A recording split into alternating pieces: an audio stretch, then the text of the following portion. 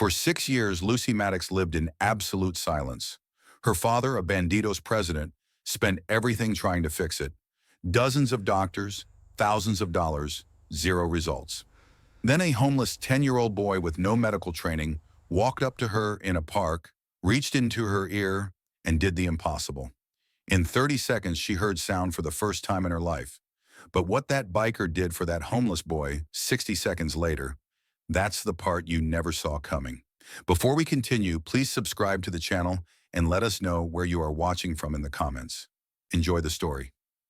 Daddy. The word hung in the air like a question mark shaped from hope alone.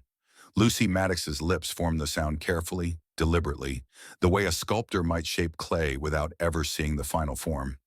Her voice was soft, tentative, reaching out into a world she had never truly experienced. Bruce Maddox heard it, but Lucy didn't. She couldn't hear anything. Not the rustle of her father's leather jacket as he turned toward her. Not the gentle creak of the floorboards beneath his boots. Not even the sound of her own voice calling out to him. For 6 years, Lucy had lived in absolute silence. A silence so complete, so total that every word she spoke was nothing more than an educated guess. She remembered the shape of "daddy" on her lips because she'd practiced it 1,000 times, watching her father's face light up each time she said it, trusting that she'd gotten it right. But she had never heard it, not once. Bruce stood there in the doorway of their small Reno home, watching his 6-year-old daughter try to navigate a world that existed only in silence. His jaw tightened, not from anger, not from frustration, but from a pain so deep, so profound, that it had carved permanent lines into his weathered face. This was a man who'd survived decades in the Bandidos. A man who carried scars from fights, highways, and losses that would have broken most people. Bruce Iron Hand Maddox wasn't a man easily shaken, but watching his daughter live in silence, that shook him every single day. Lucy tilted her head slightly to the right, the way she always did when the discomfort came. Her small fingers reached up, tapping gently against her ear, trying to ease some invisible pressure that had been there for as long as anyone could remember. She winced, just barely, but Bruce caught it. He caught everything. He'd spent thousands of dollars trying to fix this.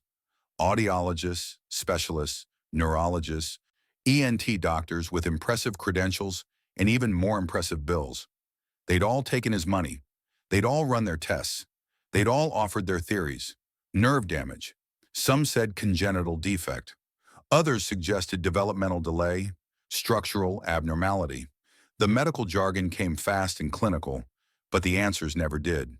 Every appointment ended the same way, with shrugs, apologies, and another referral to yet another specialist who couldn't help.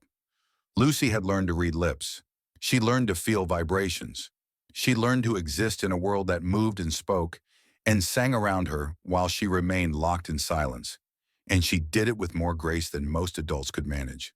But Bruce saw the confusion in her eyes when other children laughed at something she couldn't hear.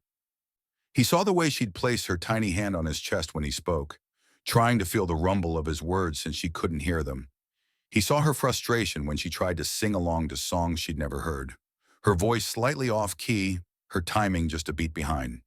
It wasn't fair, and Bruce Maddox, a man who'd made peace with most of life's injustices, couldn't make peace with this one. So he did what he rarely allowed himself to do. He took a day off. He pushed aside the club business, the rides, the brotherhood obligations that usually consumed his time. He dressed Lucy in her favorite red dress, the one that made her feel like a princess, packed a small bag with snacks and juice boxes, and decided to take her to the neighborhood park. Maybe the sunshine would help. Maybe the swings would bring her joy. Maybe for just one afternoon, he could give her a moment of happiness that didn't require hearing. It was a small hope, a modest goal. But what Bruce didn't know, what he couldn't possibly have known as he buckled Lucy into his truck and headed toward that park, was that the answer to 6 years of silence was already there, waiting, sitting on a worn wooden bench just 20 feet from where they'd soon stand. And it wasn't a doctor, it wasn't a specialist with decades of training or access to expensive medical equipment. It was a 10-year-old homeless boy who'd learned to survive by noticing what everyone else missed. If you've ever watched someone you love struggle with something you can't fix, hit that subscribe button because what happens next proves that sometimes help comes from the most unexpected places. And if you believe in miracles, stick with me. The first doctor's appointment happened when Lucy was 8 months old. Bruce had noticed it early. The way she didn't turn toward his voice, didn't startle at loud noises, didn't respond to the world of sound that surrounded her. The pediatrician was reassuring. "Give it time," she said. "Some babies develop slower than others." So Bruce gave it time. 6 months later, when Lucy still hadn't responded to a single sound, he took her to a specialist, then another, then another. The waiting rooms all looked the same, sterile, cold, filled with outdated magazines, and the quiet desperation of parents seeking answers. Bruce sat in those chairs dozens of times, Lucy on his lap, her small body nestled against his leather jacket, completely unaware of the conversations happening around her. The tests were exhaustive: audiometry exams, tympanometry, auditory brainstem response testing, CT scans, MRI imaging, each one more expensive than the last, each one promising clarity that never came. "Mr. Maddox, the auditory nerve appears intact." "Mr. Maddox, there's no structural damage we can identify." "Mr. Maddox, this is quite unusual. We're not seeing the typical markers of congenital deafness." The medical terminology became a language Bruce learned to hate. Words like idiopathic and unexplained etiology and "we'll need to run more tests" became the soundtrack to his frustration. They weren't answers. They were expensive ways of saying, "We don't know." Bruce paid every bill without hesitation. Money wasn't the issue.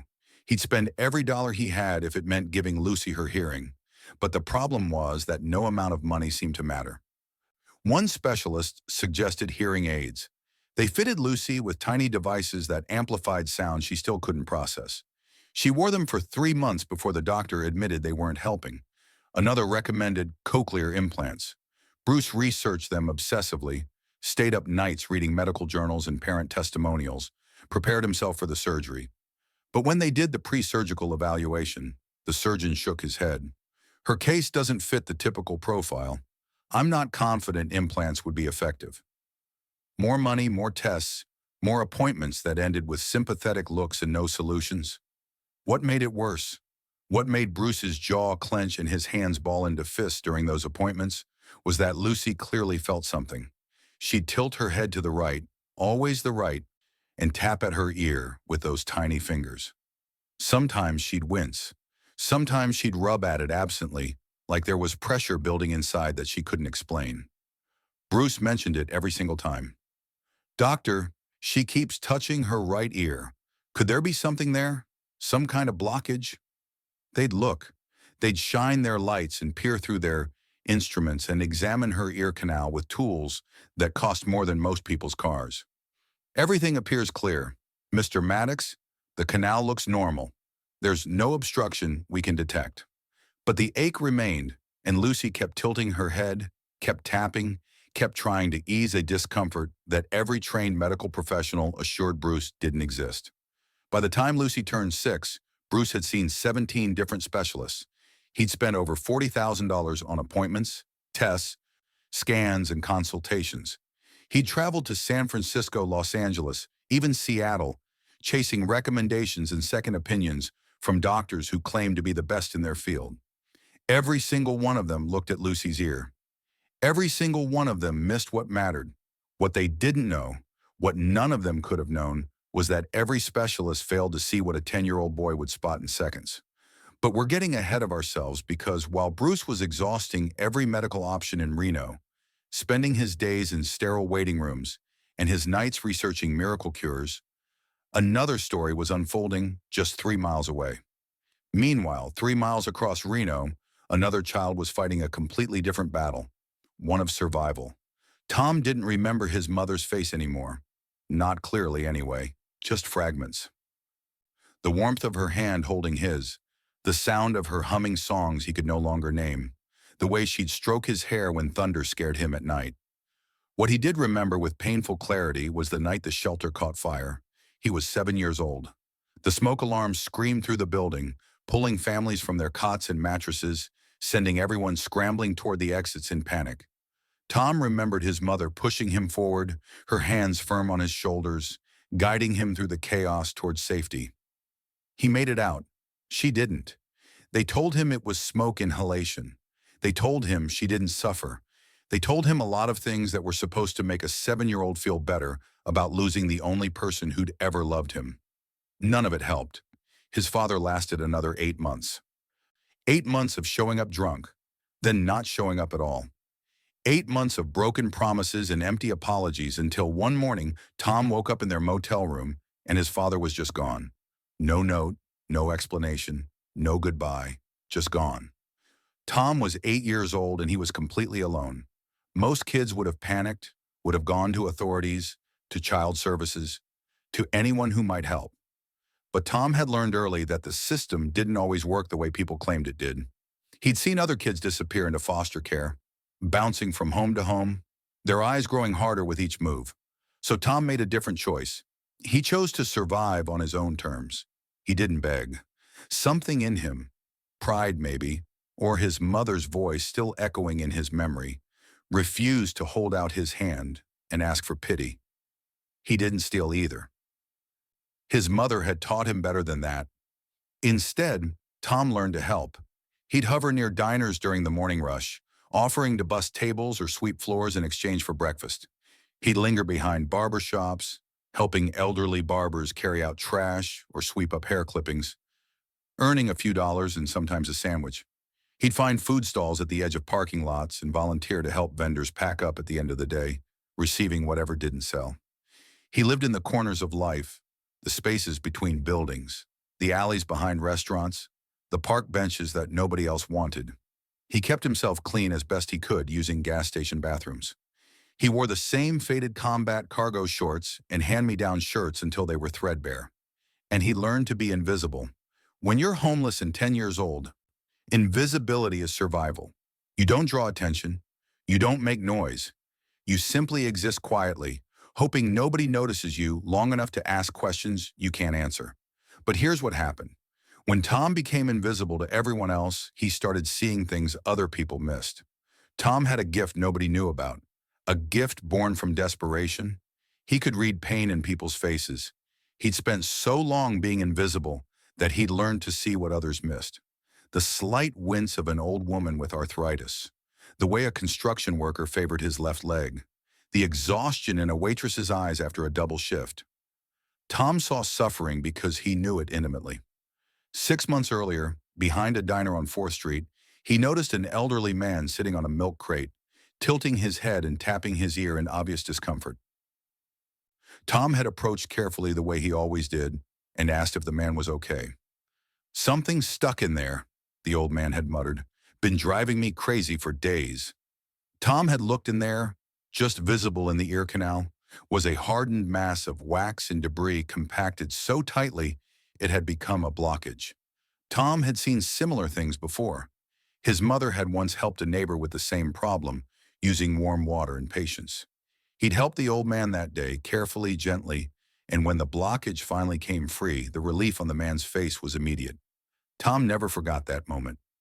If you can't stand how children like Tom are forgotten by society, comment, "Every child deserves a home," down below. Let's remind ourselves what matters, and that memory, that one random act of kindness behind a greasy diner, was about to save a little girl's world. The park on West 5th Street wasn't much. A few swings with rusted chains, a slide that had seen better decades, patchy grass that turned brown every summer and barely recovered by fall. But it was quiet, and on that particular Tuesday afternoon in late September, it was exactly what Bruce needed. He pulled his truck into the gravel lot, killed the engine, and looked over at Lucy in the passenger seat. She was already unbuckling herself, her eyes bright with excitement at the prospect of an afternoon outside. Bruce managed a small smile.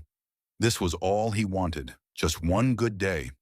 One afternoon where his daughter could feel joy without the weight of her silence pressing down on both of them. Lucy ran ahead toward the swings, her red dress catching the sunlight, her small feet kicking up dust as she moved. Bruce followed at a slower pace, his boots heavy on the ground, his mind still turning over the latest failed doctor's appointment from 3 days earlier. He was tired, not physically, but tired in the way that comes from years of trying and failing. Tired of hope that led nowhere. 20 ft away, sitting on a worn wooden bench near the basketball court, Tom watched them arrive. He'd been there for about an hour, his usual spot when he needed somewhere to rest during the day. The park was safe. Families came and went. Nobody paid attention to a quiet kid on a bench. As long as he didn't cause trouble, didn't approach anyone, didn't draw attention, he could sit there for hours without anyone asking questions. Tom had learned to occupy himself by observing. Watching people became both entertainment and education. He'd study how families interacted, how parents responded to their children, how people moved through the world with the casual confidence that came from having a home to return to. He noticed everything. So when Lucy walked past him toward the swings, Tom noticed immediately the way her head tilted slightly to the right, the casual, almost unconscious movement of her hand reaching up to tap at her ear. The exact angle of discomfort he'd seen before. Tom sat up straighter. Lucy climbed onto the swing, her father pushing her gently from behind. She smiled, but every few seconds, her hand would drift back to her right ear. The tapping, the gentle pressure she applied with her fingertips, trying to ease something nobody else seemed to notice. Tom's eyes narrowed. He leaned forward on the bench, watching more carefully now. The sunlight hit Lucy's face at just the right angle as she turned her head, and that's when Tom saw it deep inside her ear canal, barely visible, but unmistakable to someone who knew what to look for. A dark mass compacted, lodged firmly, the kind of blockage that wouldn't come out on its own, the kind that could cause pressure, discomfort, and if it was positioned just right against the eardrum, complete hearing loss. Tom's breath caught in his throat. He knew exactly what that was. He'd seen it before. He'd removed one before. And suddenly, with a clarity that sent electricity through his entire body, he understood. This little girl wasn't just uncomfortable. She was deaf because of that blockage. And nobody, not her father, not the doctors, not anyone, had seen it. Tom's heart started pounding. His hands gripped the edge of the wooden bench until his knuckles turned white. He could help her. He knew he could. It would take 30 seconds, maybe less. One careful extraction, and that little girl could hear for the first time in who knows how long. But Tom also knew what would happen if he approached her. He'd spent 2 years learning to be invisible precisely because approaching people, especially children, when you looked like he did was dangerous. The father was right there, a big man, intimidating, the kind of man who wouldn't hesitate to protect his daughter from a strange barefoot kid with scraped knees and unwashed clothes. If Tom approached her, the man might grab him, might hurt him, might call the police, and then what? Foster care questions he couldn't answer. The end of his freedom. But if he didn't approach her, that little girl would stay deaf forever. When the solution was right there, when he could fix it in seconds, Tom's heart started racing. He knew exactly what was wrong, but he also knew what would happen if he approached a biker's daughter uninvited. He had seconds to decide. Stay safe and invisible, or risk everything to help. Tom's decision came in the space between heartbeats. One moment, he was frozen on that bench, paralyzed by fear and self-preservation. The next, his body was moving before his mind could talk him out of it. He jumped up, his bare feet hitting the dusty ground with purpose. Lucy had stepped off the swing and was wandering toward the slide, her hands still drifting to her ear every few seconds. She was maybe 15 ft away from Tom now, moving in that casual, aimless way children do when they're exploring their surroundings. Tom started walking toward her, his heart hammered so violently in his chest he thought it might crack his ribs. Every survival instinct he had honed over 2 years of living on the streets screamed at him to stop, to sit back down, to stay invisible, but he kept walking. Lucy turned slightly, noticing the boy approaching. She tilted her head, curious but not afraid. She couldn't hear his footsteps, couldn't hear the urgency in his breathing. She just saw another kid, barefoot and skinny, moving toward her with an expression she couldn't quite read. Bruce saw too. The reaction was immediate and primal. Bruce's body shifted between Tom and Lucy before conscious thought even registered. His hand came up, palm out, a barrier of flesh and authority. "Hey!" Bruce's voice cut through the afternoon air like a blade. "Back up." Tom stopped immediately, his hands raised slightly, showing he meant no harm, but he didn't back away. His eyes were locked on Lucy, specifically on her right ear, and the urgency in his face was unmistakable. "I'm sorry," Tom said quickly, his voice higher than he wanted it to be, cracking slightly with nervousness. "I'm sorry, but please." "I said back up, kid." Bruce's tone left no room for negotiation. He was a full foot taller than Tom, broader, harder, a man who'd spent decades making people listen when he spoke. But Tom shook his head, the movement quick and desperate. "Please," he repeated, and this time there was something in his voice that made Bruce hesitate. Not fear, not manipulation, just raw, genuine concern. "Something's in her ear. I can see it. I think I can help." Bruce's jaw tightened. This was Reno. Homeless kids approach people all the time with stories, with angles, with reasons why you should give them money or attention or trust. Bruce had heard them all. He developed a thick skin against sob stories and manipulation. But this kid wasn't asking for money, wasn't even looking at Bruce. His entire focus was on Lucy, and the expression on his face was one Bruce recognized because he'd seen it in the mirror for 6 years. Desperation to help someone who was suffering. Bruce's hand shot out and grabbed Tom's wrist, not violently but firmly, a warning and a restraint all at once. "You've got 5 seconds to explain yourself," Bruce said quietly, the kind of quiet that was more threatening than shouting. Tom looked up at him, those sharp eyes that had seemed too much for a 10-year-old, meeting Bruce's without flinching. "There's something stuck in her ear," Tom said, speaking fast but clearly. "A blockage deep in the canal. I can see it from here when the light hits right. It's been there a long time. That's why she keeps touching it. That's why she tilts her head. I've helped with this before. I know what to do. Please just let me try. If you're holding your breath right now, you're not alone. Hit that like button if you want to see this boy prove everyone wrong." Bruce stared at him. His grip on Tom's wrist didn't loosen, but something shifted in his expression. Doubt, maybe, or desperate hope, wearing the disguise of skepticism. Lucy stood there between them, unaware of the tension, her hand once again drifting to her ear. Bruce made his decision. He didn't release Tom's wrist, not yet, but he stepped aside just enough to give the boy a narrow path to his daughter. What happened in the next 10 seconds would either end in a homeless boy getting hurt or a miracle no one saw coming. Tom moved slowly, deliberately, every motion telegraphed and careful, as if approaching a frightened animal. Lucy watched him with curious eyes, her head tilted in that familiar way, completely unaware that the next 30 seconds would change her entire world. "I need to look in her ear," Tom said softly, more to Bruce than to Lucy. "I won't hurt her. I promise." Bruce's grip on Tom's wrist tightened for just a moment. A final warning, a final hesitation, and then loosened slightly. Not a release, just enough slack for Tom to move. Tom knelt down, bringing himself to Lucy's eye level. He smiled at her, trying to look reassuring despite his nervousness. Lucy smiled back, innocent and trusting in the way only children can be. "Hi," Tom whispered, though he knew she couldn't hear him. "This might feel weird for a second, but I'm going to help you, okay?" Lucy's eyes searched his face, reading his expression the way she'd learned to read the world, through sight alone, through the shape of mouths and the softness of eyes. Tom leaned in closer.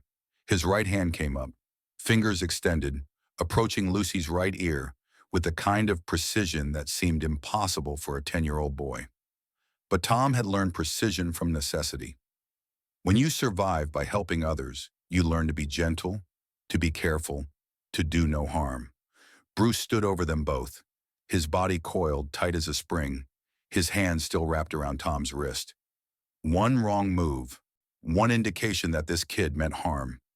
One cry from Lucy, and Bruce would pull him away so fast the boy's feet would leave the ground, but Tom's fingers were steady.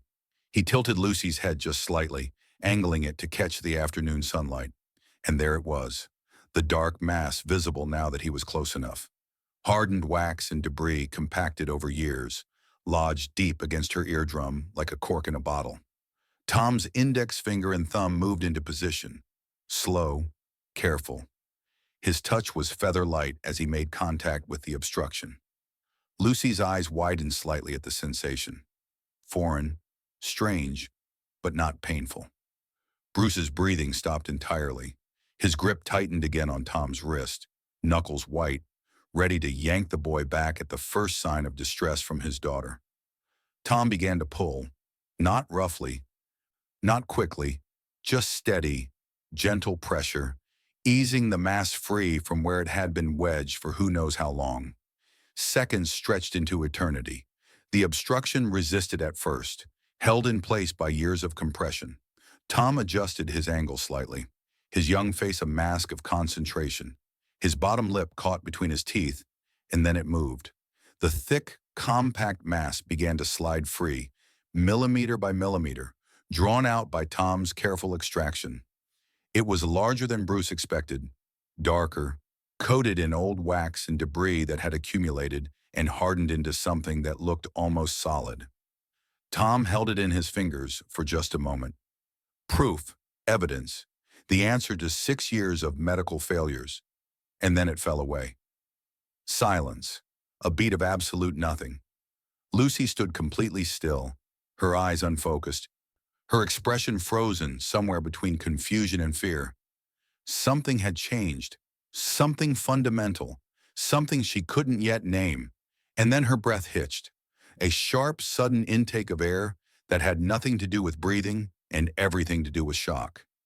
Her eyes widened, pupils dilating, her entire body going rigid with the overwhelming sensation of sound flooding into her consciousness for the first time in her life.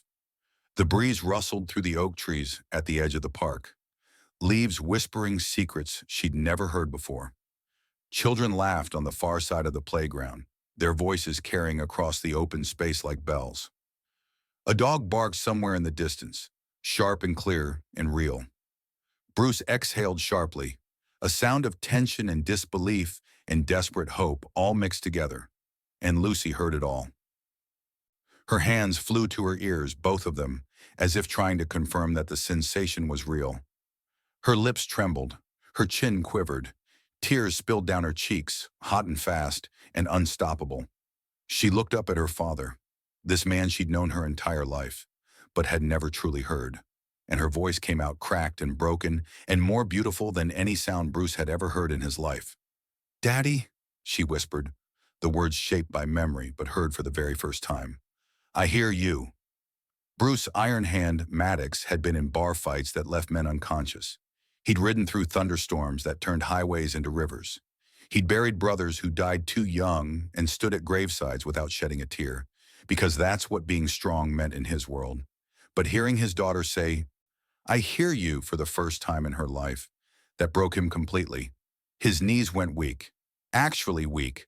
The toughest man in Nevada felt his legs tremble beneath him, felt the ground shift like he'd been hit with something he couldn't fight back against. He released Tom's wrist, forgot he was even holding it, and dropped into a crouch in front of Lucy, his hands reaching for her face, needing to see her eyes, needing to confirm this was real.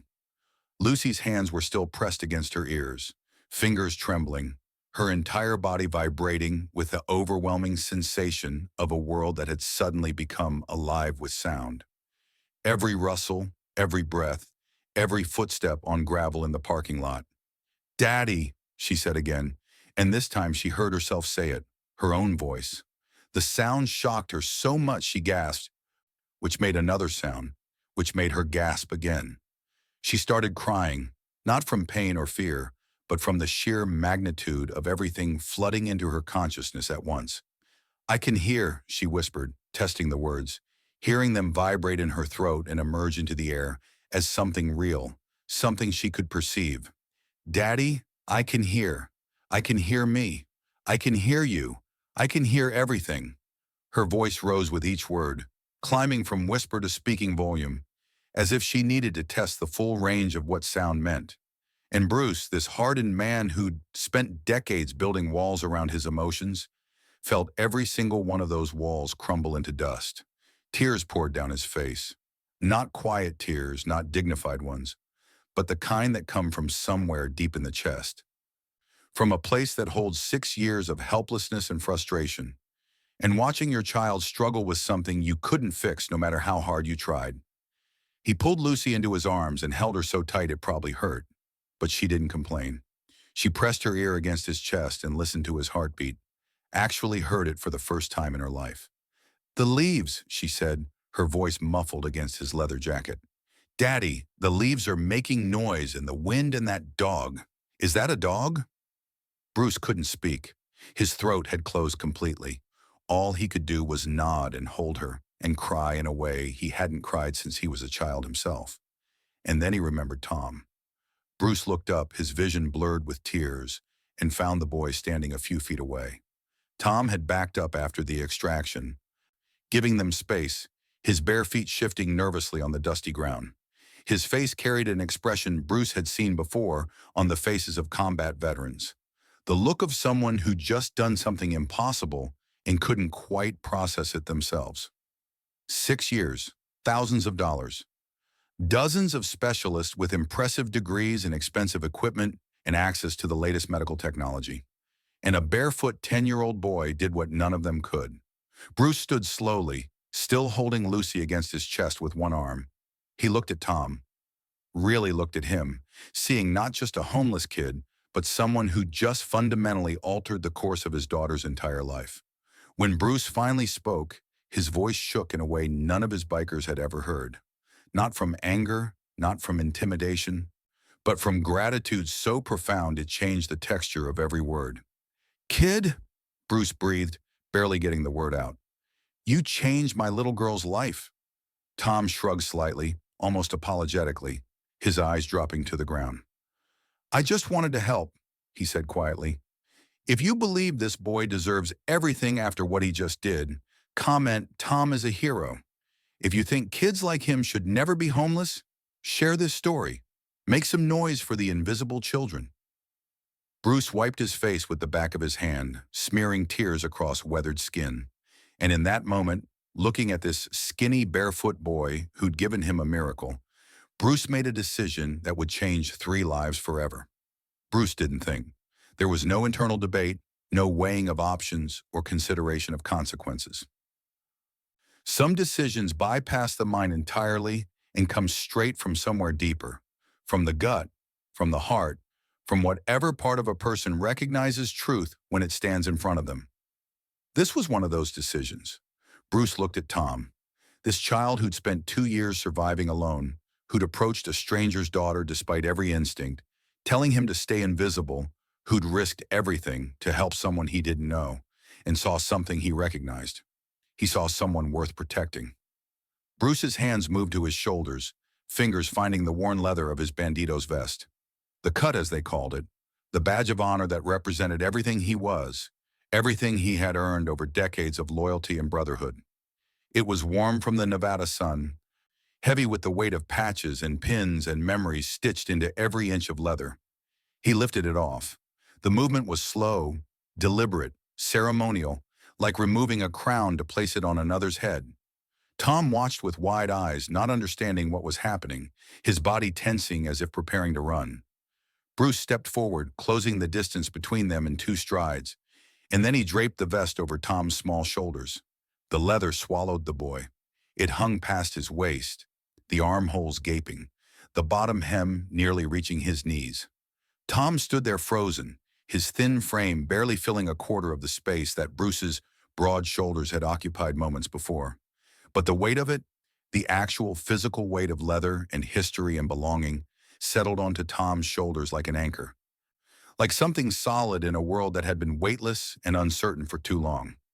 "You're not alone anymore," Bruce said, his voice rough but steady now, each word carefully placed like stones building a foundation. "You stay with us now." Tom's lips parted, but no sound came out. His eyes went glassy with tears. He was trying desperately not to shed. His hands came up slowly, fingers touching the leather as if it might disappear if he moved too quickly. I can't." Tom's voice cracked completely. "I'm nobody. I'm just—" "You're my daughter's miracle." Bruce interrupted his tone, leaving no room for argument. That makes you family. And family doesn't sleep on park benches. Family doesn't go hungry. Family doesn't survive. Family lives, you understand me? Tom nodded, though his face suggested he didn't quite believe what was happening. Kids who'd been abandoned learned not to trust good things, learned that kindness usually came with conditions, with expectations, with expiration dates. But there was something in Bruce's eyes, something unshakable and absolute, that cut through Tom's defenses like a blade through paper. Lucy pulled away from her father just enough to look at Tom, her face still wet with tears, but lit up with joy that made her look like she was glowing from the inside. "You're staying?" she asked, her voice full of wonder and hope, testing this new ability to hear her own questions. Tom looked down at her, then back at Bruce, then down at the vest, drowning his small frame. "I'm staying," he whispered, and saying it out loud made it feel real in a way nothing had felt real in 2 years. Bruce placed his hand on top of Tom's head, the gesture somewhere between a blessing and a claim. This boy was his now, his responsibility, his family.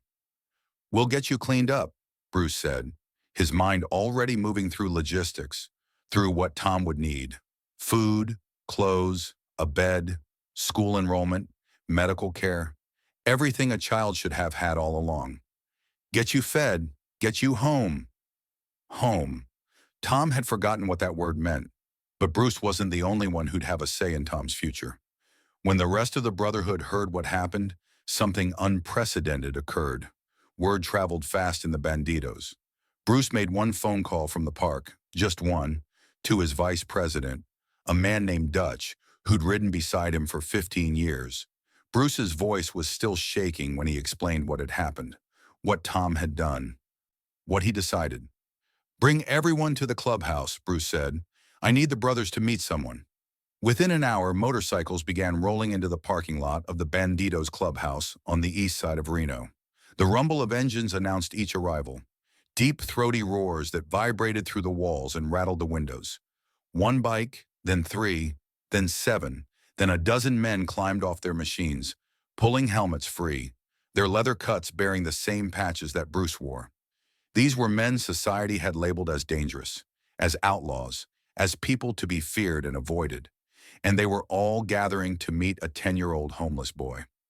Tom stood in the corner of the clubhouse common room, still wearing Bruce's oversized vest, trying to make himself as small and invisible as possible. Lucy sat beside him on a worn couch, her hand clasped in his, refusing to let go. She kept tilting her head in different directions, discovering new sounds: the hum of the refrigerator, the creak of floorboards, the distant traffic outside. The bikers filed in, their boots heavy on concrete floors. Massive men with scarred knuckles and weathered faces. Men who'd seen violence and survived it. Men who trusted no one outside their brotherhood. They looked at Tom with expressions that made the boy's stomach clench with fear. But then Bruce told them the story. He stood in the center of the room, Lucy on his hip now, and explained everything. The 6 years of silence, the failed doctors, the park, Tom's observation, the extraction, Lucy's first words after hearing sound. "This kid," Bruce said, his voice carrying the weight of absolute conviction, "gave my daughter something I couldn't buy, something specialists with fancy degrees couldn't provide. He gave her the world." The room fell silent. One of the older bikers, a man called Hammer, whose real name nobody remembered anymore, stepped forward. His face was a roadmap of scars and sun damage, his eyes sharp beneath heavy brows. He looked Tom up and down, taking in the bare feet, the dirty clothes, the fear barely hidden behind defensive eyes. "How old are you, kid?" Hammer asked, his voice gravelly from decades of cigarettes and shouting over engine noise. Tom answered quietly, his voice almost disappearing into the ambient sounds of the room. Hammer nodded slowly. Then he looked at Bruce. "He got people, family somewhere." "No," Bruce said simply. "He's been surviving on his own for 2 years." Something shifted in the room. The atmosphere changed in a way that was almost tangible. These men who rarely trusted outsiders, who'd been rejected by society themselves, who'd built their own family precisely because the world had pushed them out, didn't see Tom as charity. They saw themselves in him. Every single one of them had a story: an absent father, an abusive home, a system that failed them, a world that decided they were worthless before they were old enough to prove otherwise. They'd all been Tom at some point, alone, struggling, surviving on instinct and desperation. Dutch, the vice president, spoke next. He was younger than Bruce, but carried the same authority, the same presence that came from earning respect rather than demanding it. "President's making him family," Dutch said, not as a question, but as a statement of fact. "Anyone got a problem with that?" Silence. Then Hammer stepped forward again, this time approaching Tom directly. The boy tensed, every muscle in his body preparing to run. Even though he had nowhere to go, Hammer extended his hand. "Welcome home, kid," he said simply. Tom stared at the offered hand for a long moment, as if trying to determine whether this was real or some elaborate setup for disappointment. Then slowly he reached out and shook it. His small hand disappeared completely inside Hammer's callous grip. One by one, the other bikers stepped forward. Each one shook Tom's hand. Each one welcomed him, not with pity, not with condescension, but with the same respect they'd show any prospect joining their ranks. "We'll set him up in the back room," someone said. "Kid needs clothes." Another added, "I've got nephews about his size. I'll bring some things tomorrow." "School," a third voice chimed in. "He'll need to get enrolled. My old lady works at the district office. She can help with that." The logistics came fast, each brother offering something practical, something concrete. This wasn't empty charity. This wasn't a feel-good gesture that would fade when the emotion wore off. This was a brotherhood absorbing a new member, making space in their lives for someone who needed them. Bruce watched it happen with something close to awe. He'd expected support. His brothers always had his back. But this was different. This was unanimous, instant, and absolute. Tom wasn't being tolerated. He was being claimed. By the end of the evening, Tom had a room at the clubhouse. Not a cot in a corner, but an actual room with a door that locked from the inside and a bed with clean sheets. He had a drawer full of clothes that would arrive the next day. He had a list of brothers who'd volunteered to help him with homework, teach him to ride safely when he was old enough, show him how to fix engines and change oil, and survive with dignity. He had protection, he had structure, he had family. But the most beautiful part, it wasn't even over yet because Lucy had one more gift to give Tom, and it happened every single night. Tom's first night in the clubhouse. He didn't sleep. He lay in that bed with clean sheets and a pillow that didn't smell like mildew or exhaust fumes, staring at the ceiling, waiting for the other shoe to drop, waiting for someone to burst through the door and tell him it was all a mistake, that he didn't belong, that he needed to leave. But morning came and no one told him to go. Bruce knocked on his door at 7 a.m., carrying a plate of eggs and toast that one of the brothers had cooked in the clubhouse kitchen.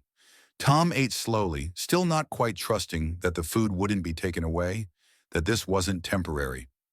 "You'll need boots," Bruce said, watching Tom eat. "Can't have you walking around barefoot anymore. We'll get you sorted today." And that's exactly what happened. By noon, Tom had boots, real ones, with thick soles and laces that actually stayed tied. He had jeans that fit, t-shirts that didn't have holes, a jacket for when the Nevada nights got cold. He stood in front of a mirror in the clubhouse bathroom and barely recognized himself. He looked like a kid who belonged somewhere. The transformation wasn't just external. Over the following weeks, the brotherhood absorbed Tom into their daily rhythm. Hammer taught him how engines worked, the difference between two-stroke and four-stroke, how to diagnose problems by sound alone, how to rebuild a carburetor with patience and precision. Tom learned fast, his hands steady and careful. That same competence he'd shown helping strangers now channeled into something constructive. Dutch took him to the motorcycle safety course, explaining road rules and defensive driving, even though Tom was years away from being able to ride legally. "Knowledge first," Dutch said. "Speed later. You stay alive by being smart, not reckless." Another brother, a quiet man named Doc, who rarely spoke but listened to everything, taught Tom about honor, about keeping your word, about the difference between surviving and living with dignity. You never begged, Doc said one afternoon while they were cleaning bikes in the clubhouse garage. You never stole. You survived by helping people. That tells me everything I need to know about who you are. Tom looked up from the chrome he was polishing, surprised. You noticed that? Bruce told us, Doc said simply. And yeah, we noticed. That's why you're here, kid. Not because we felt sorry for you, but because you've got character. You've got integrity. Those things matter more than blood. Remember, Tom never begged, never stole. He survived by helping. And now, for the first time, people were helping him back. The change in Tom was visible, not overnight. Healing never happens overnight, but gradually, like spring thaw, revealing ground that had been frozen for too long, his shoulders straightened. His eyes lost that constant weariness, that perpetual scanning for threats. He smiled more, laughed, even when one of the brothers told a terrible joke, or when Lucy insisted on showing him another sound she discovered. Bruce enrolled him in school, the local elementary 5th grade. Tom had missed significant chunks of education during his 2 years on the streets, but he caught up fast. Turned out a kid who'd learned to survive by reading people and situations was also pretty good at reading books. His teachers noticed something unusual about him, a maturity beyond his years, a kindness toward other kids who seemed lost or alone. During lunch, Tom would seek out the children sitting by themselves and ask if he could join them. He recognized isolation because he'd lived it. If this is making you emotional, you're human. Subscribe if you believe every child deserves this kind of second chance. Comment, family isn't blood, if you agree that love is a choice. By the time October rolled into November, Tom had been with the Brotherhood for 6 weeks. He had routine stability.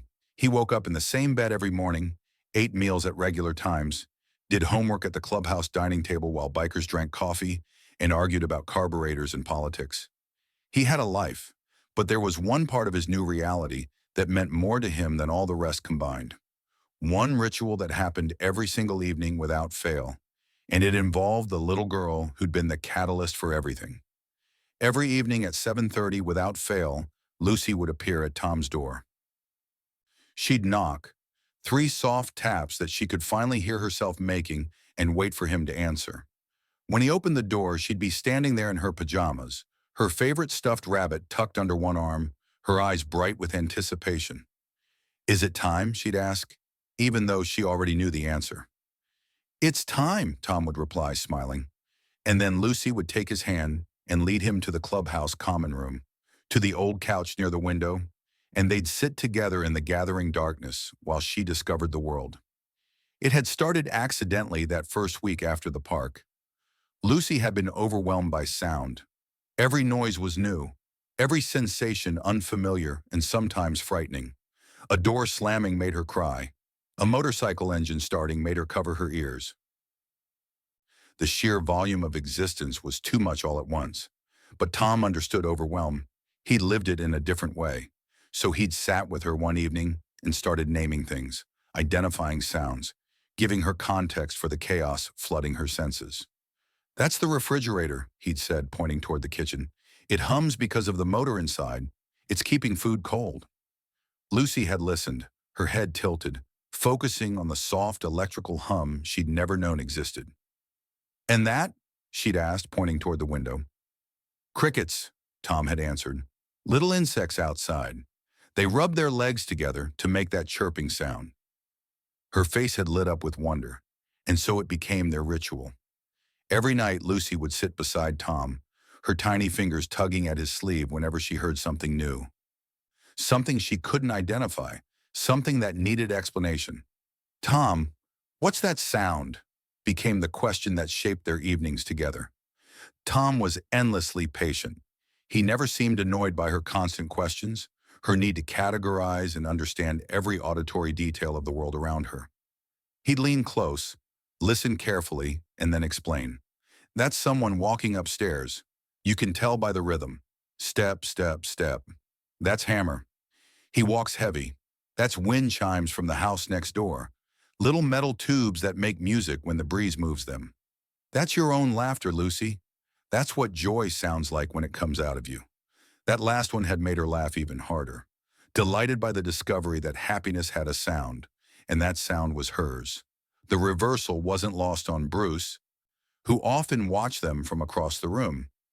The boy who'd once been invisible, who'd survived in corners and alleys with no one to talk to, was now teaching, guiding, becoming someone's bridge to understanding. And the girl who'd lived in silence, who'd navigated the world through sight alone, was now asking questions, engaging, discovering that sound gave dimension to everything she'd only seen before. They needed each other in ways that went beyond gratitude or obligation. Tom gave Lucy context. Lucy gave Tom purpose. Together, they were healing wounds neither of them had words for. One evening, about a month after moving in, Lucy discovered her own voice in a new way. She'd been humming, testing pitch and tone, experimenting with the vibration in her throat, when she suddenly stopped and looked at Tom with wide eyes. "I can make any sound I want," she said, as if the realization had just struck her. "You can," Tom confirmed, smiling. "Any sound in the whole world. Any sound." She tested this immediately, started making noises. Silly ones, experimental ones, sounds that had no purpose except to exist. Animal sounds, made-up words, long vowels that stretched and changed pitch. Tom sat beside her, encouraging every exploration, never once suggesting she should be quiet or contained. The other bikers would sometimes pause their card games or their conversations to watch these two children, one teaching, one learning, and shake their heads in amazement at what had brought them all together. But there was one sound Lucy wanted to hear more than any other, and when it finally happened, it broke everyone who witnessed it. 6 months changed everything. It was March when the Brotherhood gathered for what had become their monthly family dinner, a tradition that predated Tom's arrival, but had taken on new meaning since he joined them. The clubhouse dining area was packed, long tables pushed together, mismatched chairs filled with bikers and their families.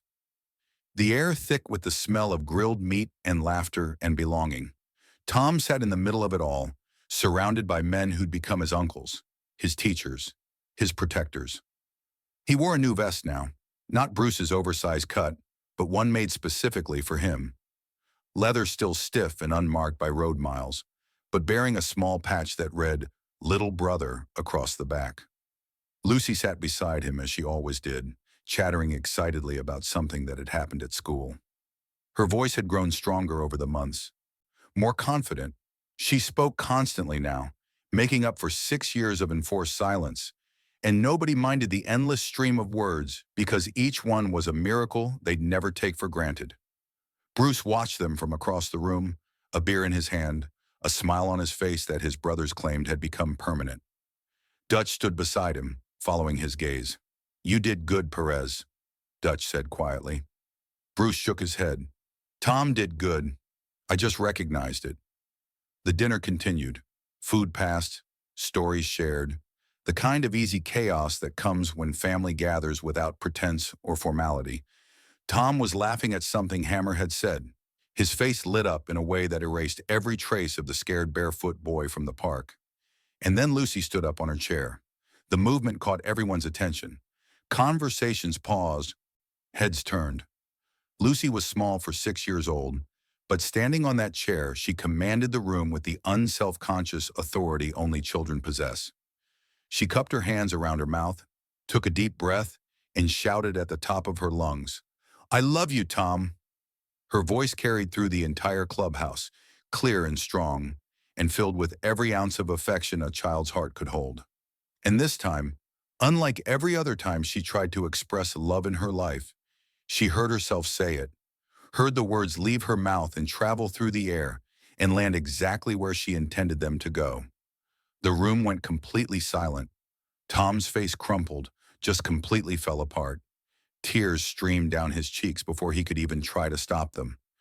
His shoulders shaking with the force of emotion he'd been holding back for months, maybe years, maybe his entire life, because Tom had never heard those words before. Not once. Not from his mother before she died. Not from his father before he left. Not from anyone in the 2 years he'd spent invisible and alone. He'd survived by being unwanted, by being forgettable, by accepting that love was something other people had, not something meant for him. But Lucy, this little girl whose world he'd opened, with one careful extraction, was shouting her love for him loud enough for everyone to hear. And she meant it, and he could hear it. Tom couldn't speak, could barely breathe. He just sat there crying while Lucy climbed down from her chair and threw her arms around his neck, holding him with the fierce protectiveness of a little sister who'd claimed him as her own. Bruce moved then, crossed the room in 3 long strides, and placed his hand on Tom's shoulder. Heavy, warm, unmistakable in its meaning. "You're my son now," Bruce said, his voice thick with emotion. "Both of you are my children." Tom looked up at him, tears still streaming, and nodded because words were impossible. "If you're crying, hit that like button. You're not alone. If you believe love like this should be shared, send this to someone who needs to remember that miracles are real. And if you want more stories that restore your faith in humanity, subscribe because I've got plenty more." The boy who lived in corners was now at the center of everything. The girl who lived in silence now filled every room with sound. And the family that had formed in a park on an ordinary Tuesday afternoon was now unbreakable. 3 years have passed since that afternoon in the park. Tom is 13 now. He's taller, his voice deeper, his bare feet long since replaced by boots he wears, with the same pride he wears his vest. He's in 8th grade at Reno Middle School, and if you ask his teachers about him, they'll tell you he's one of the best students they've ever had. Not because he's naturally gifted, though he's certainly bright, but because he works harder than anyone else. Because he understands that education is a privilege, not a burden. Because he remembers what it felt like to have nothing, and he's determined never to waste the second chance he's been given. He's at the top of his class on a roll every semester. But more than that, he's become the kid who notices others, who finds the students eating lunch alone and sits with them, who helps struggling classmates with homework, who sees the invisible children because he used to be one. His teachers call him an old soul. His classmates call him a friend. The brotherhood calls him family. Lucy is 9 now, thriving in ways that seemed impossible just 3 years ago. Her hearing remains fully functional. No complications, no regression. She's in speech therapy, not because she needs it, but because she wants to, determined to make up for lost time, to master every nuance of communication she'd missed during those silent years. She's learning piano, joined the school choir, spends her afternoons discovering music the way other children discover sports or art. Sound, which was once absent from her world, has become her passion. And every single night she still sits with Tom, not to ask, "What's that sound one anymore?" She knows most of them now, but simply to be near the person who gave her everything. But the story didn't end with Tom and Lucy.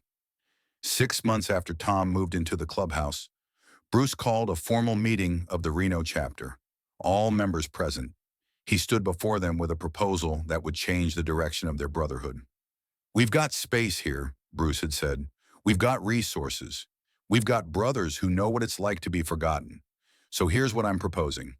We start a program for homeless kids, kids like Tom, who were surviving alone because the system failed them." The vote was unanimous. They called it Tom's Law, not a legal statute, but a code within their chapter. A commitment that any child in genuine need, any kid surviving on the streets without family or support, would have a place with them. Not as charity cases, not as projects, but as family. Within a year, 3 more children had found homes within the brotherhood. A 15-year-old girl who'd been couch surfing after aging out of foster care. Twin boys whose mother had died and whose father was serving time. A 14-year-old who'd run from an abusive household and refused to go back. Each one was vetted carefully. Each one was given structure, protection, education, and belonging. Each one was taught the same lessons Tom had learned. That family isn't about blood, it's about choice. That survival isn't enough. You have to live with dignity. That being helped doesn't make you weak, it makes you human. The Reno chapter's initiative made local news, then regional news, and that's when something unexpected happened. 3 other motorcycle clubs across Nevada, chapters that had no formal affiliation with the Bandidos, clubs that operated independently with their own traditions and territories, reached out to Bruce. They'd seen the coverage, read the stories, and they wanted to do the same thing. And here's what nobody expected. Tom's story inspired 3 other motorcycle clubs in Nevada to do the same thing. Dozens of homeless children now have families because one boy was brave enough to help a little girl in a park.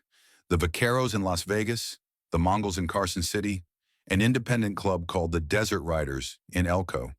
All of them started their own versions of the program. All of them opened their clubhouses and their lives to children who needed them. Within 3 years, 47 children across Nevada had found families through motorcycle clubs. 47 kids who'd been invisible, forgotten, or abandoned now had homes, structure, protection, love. The irony wasn't lost on anyone. These clubs, organizations that society often painted as dangerous, as criminal, as threats to be feared, were doing more for vulnerable children than most government programs. They weren't doing it for recognition or tax breaks or positive publicity. They were doing it because they understood what it meant to be cast out, to be judged, to be told you don't matter. Bruce was asked about it once during a local news interview that Tom and Lucy watched from the clubhouse couch. Mr. Maddox, why do you think your organization has been so successful with these children when traditional systems struggle? Bruce had thought about it for a moment, then answered simply, because we don't see them as problems to be solved. We see them as people who deserve a family, and maybe that's all any kid really needs, someone who sees them. But later that night, after the cameras left and the clubhouse settled into its evening rhythm, Bruce said something different, something quieter, something true. Tom was doing homework at the dining table. Lucy was practicing piano in the corner. The brotherhood was scattered throughout the building, living their lives in the comfortable chaos of family. Bruce stood in the doorway, watching all of it, and Dutch heard him whisper, "I thought I was saving him. Turns out he saved all of us." This story proves that the smallest act of kindness can change everything. If you believe people like Tom and Lucy deserve to be celebrated, smash that subscribe button and turn on notifications because I hunt down these stories to remind you that humanity is still good. Comment, "Thank you, Tom," down below if this story moved you. And if you know someone who's struggling, who feels invisible, share this video with them. Let them know they matter. Let them know their story isn't over. Because sometimes miracles don't just happen to one person. Sometimes they ripple outward, touching lives we'll never even know about. And it all started with a barefoot boy, a deaf little girl, and 30 seconds in a park that changed everything.